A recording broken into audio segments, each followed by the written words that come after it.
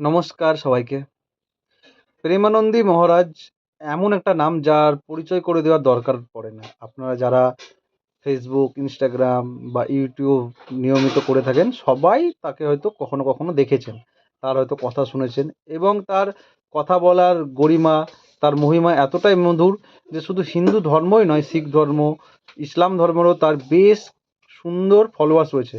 সব ধর্মের মানুষই কিন্তু তাকে খুব ভালোবাসে এবং আমরা জানি প্রেমানন্দী মহারাজ প্রাতকালে খুবই সকালবেলা উঠে যায় এবং পদযাত্রা করে, মানে 2টো-2:30টার থেকে উনি পদযাত্রা শুরু করে। তো সব কিছু ঠিকঠাকই চলছিল, কিন্তু হঠাৎ করেই একটি সোসাইটির কিছু লোক, কিছু মহিলা, মানে এনআরআই গ্রিন সোসাইটি বলছে, ওই এনআরআই গ্রিন সোসাইটির কিছু মহিলা তার এই পদযাত্রার বিরুদ্ধে প্রশ্নচিহ্ন দেয়। তাদের বক্তব্য হচ্ছে প্রেমানন্দী মহারাজজি ভোর থেকে পদযাত্রা শুরু করার ফলে ওখানে খুব ভক্তদের ভিড় হয় এবং হয়তো আওয়াজ হয়, শোরগোল হয়, যার ফলে কিন্তু ওদের ঘুম ঠিকঠাক হয় না। তাই কিন্তু এই পদযাত্রার উপরে প্রশ্ন চিহ্ন করে এবং এর বিরোধ করে।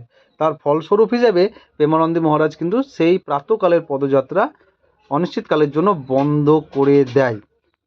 দেখুন, এইটুকু হচ্ছে ঘটনা।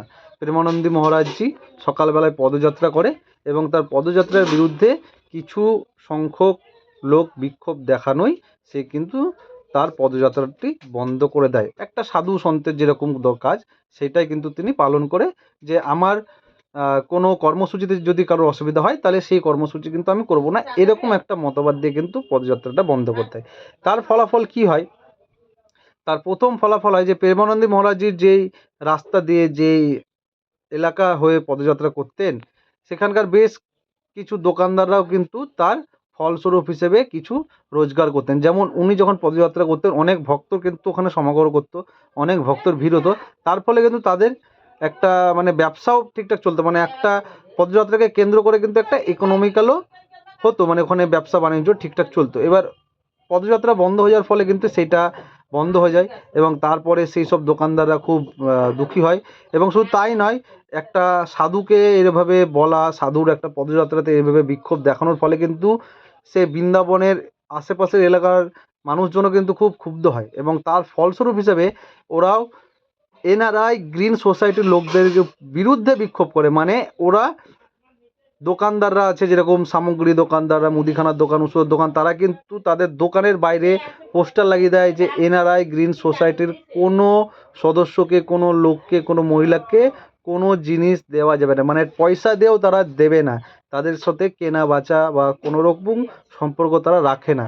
তার কারণ হচ্ছে প্রেমানন্দী মহারাজজি একজন সাধু এবং তিনি এমন একজন সাধু আজকের সমাজে, যে কিন্তু কারোর অর্থর প্রতি তার কোনো লোভ নেই, কারোর নাম ডাকের তিনি প্রত্যাশী নয়, কোনো বড় কোনো সেলিব্রিটিকে তিনি অতটা প্রায়োরিটি দেয় না, বাকি সাধু সন্তরা দেয়। তিনি জীবনটাকে খুব সুন্দরভাবে যাপন করার কথা বলেন। তিনি সংসারে থেকে তিনি নিত্যকর্ম করার পরেও যদি তুমি সময় পাও, তিনি নাম বলেন যে সময় পেলে তুমি নাম জাপ করো, তুমি ঈশ্বরকে সাধনা করো, মন শান্ত থাকবে। এর জন্য কিন্তু প্রেমানন্দী মহারাজজির এই যে সুন্দর বক্তব্য, এই যে মধুর বক্তব্য, তার জন্য কিন্তু অনেক, মানে শুধু হিন্দু ধর্ম ছাড়াও অনেক, আমরা ফেসবুকে, ইনস্টাগ্রামে এবং ইউটিউবেও দেখি যে অনেক ভিন্ন ধর্মের মানুষও কিন্তু তার আশ্রমে আসে এবং তাকে সবাই শ্রদ্ধা করে, ভালোবাসে। তো এই যে একটা সুন্দর মানুষ, একটা সাধু, যে সমাজটাকে একটি ভালো জায়গায় নিয়ে যাওয়ার চেষ্টা করছে, তার বিরুদ্ধে বিক্ষোভের ক্ষোভে মানুষজন কিন্তু এই এনআরআই গ্রিন সোসাইটির মানুষজনকে বয়কট করে, এক প্রকার তাদেরকে বয়কট করে দেয়, তাদের সাথে কোনো রকম সম্পর্ক রাখবে না বলে দেয়, তাদেরকে কোনো দোকান থেকে জিনিস দেওয়া হবে না, সে ওষুধের দোকান হোক, খাবারের দোকান হোক, কোনো প্রকার সাহায্য তাদেরকে কিন্তু কেউ করবে না, এরকম একটা বিক্ষোভ প্রদর্শনী কিন্তু তারা করে এনআরআই গ্রিন সোসাইটির লোকদের বিরুদ্ধে। তো এর ফলে এটা কিন্তু খুব বড় একটা সেনশন হয়ে যায় এবং এখন রিসেন্ট আপডেট আসছে যে প্রেমানন্দী মহারাজজি যদি একটু শরীর সুস্থ হওয়ার ফলে আবার তার পদযাত্রা যেটা শুরু করবে এবং এটা শুনে তার যে সব ফলোয়ার্স ছিল, তার যে ভক্ত ছিল, তারা অত্যন্ত খুশি হয়েছে এবং কবে থেকে শুরু করবে সেটা দেখা যাক। তার পরেই জানতে পারবো যে আমরা কি হচ্ছে। তো আপনারা অবশ্যই বলবেন যে আপনাদের কেমন লেগেছে এই যে এনআরআই গ্রিন সোসাইটির লোকরা প্রেমানন্দী মহারাজজির বিরুদ্ধে বিক্ষোভ করেছে, এটাকে আদৌ ওরা ঠিক করেছে নাকি ওরা ভুল করেছে, সেটা আপনারা অবশ্যই কমেন্টে জানাবেন। আর আপনারা জানাবেন যে প্রেমানন্দী মহারাজজি আপনাদের কেমন লাগে, তার বক্তব্য শুনতে আপনাদের কেমন লাগে। আর কমেন্টে অবশ্যই একবার রাধে রাধে লিখবেন। রাধে রাধে।